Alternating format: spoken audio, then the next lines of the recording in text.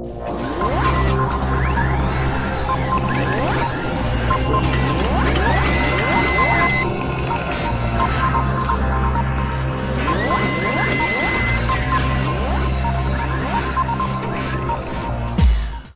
YouTube, and this is Robert with Super Galactic Geek Review, and today we're going to be reviewing Aaru's Awakening.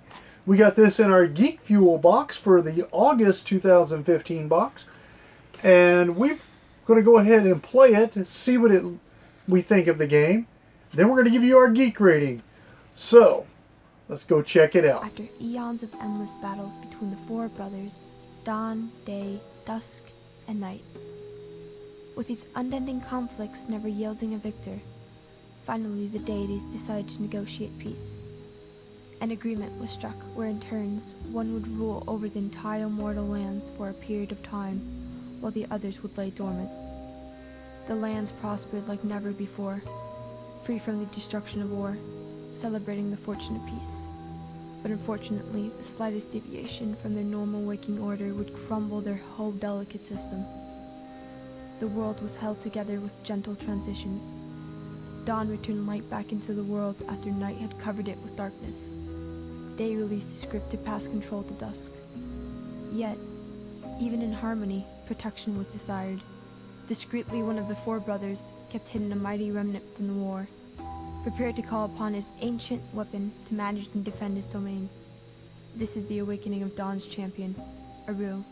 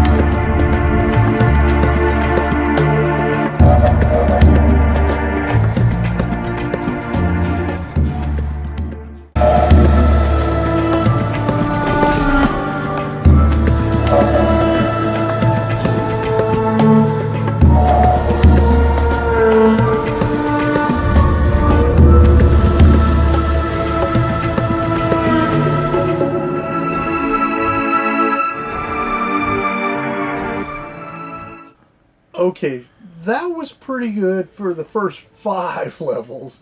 Then you get into the 6th level, you start having a little bit more difficulty in the game. There's no directions to tell you exactly where to go in the game. There's no maps, no nothing like that. You get in there, you've got to try to figure out, basically it's a puzzle to get through this maze. I think the game was okay. I mean, it's not the greatest game in the world, but it is an okay game.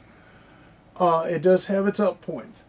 However, what I would suggest for this game is if they would have some type of tutorial showing you the different areas, maps showing you the different areas, something out there that gives you a little bit more detail about the game. And if it could be played with the controller, other than playing it with a keyboard, I think that would be a little bit better too. But other than that, it wasn't a bad game, except for the difficulty of playing it on the keyboard was the part that kind of brought it down. The graphics were decent graphics. The storyline for the game was absolutely a really great storyline. They've got something there. I think they could have expanded on the storyline a little bit more. It is definitely a game that I could see someone taking this game in the future and possibly revamping it and giving it a whole new platform. I do believe it has potential. It's just the way that they've got the gameplay laid out for the keyboard and your mouse. It's very difficult to do.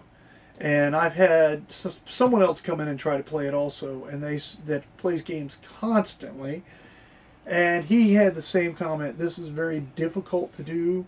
It's very difficult to try to maneuver these keystrokes and the mouse at the same time. So for the difficulty of being able to maneuver and use the functions that you need to play this game, that's what's going to bring this down for this game. So I'm only going to be able to give it a 3 Geek glasses because of the difficulty issues.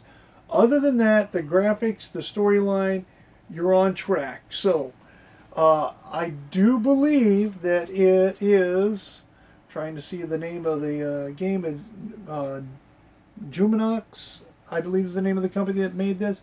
Juminox, if you're watching this, revamp it a little. I'm telling you guys, you've got a winner here if you revamped it a little and you change the keystrokes on the keyboard. Make it a little bit more accessible, a little closer, so that it's easier to play. You've got something here. Just work on it. All right, YouTube, that was a review for that. Go ahead and click that like button. Don't forget to subscribe and be proud to be a geek.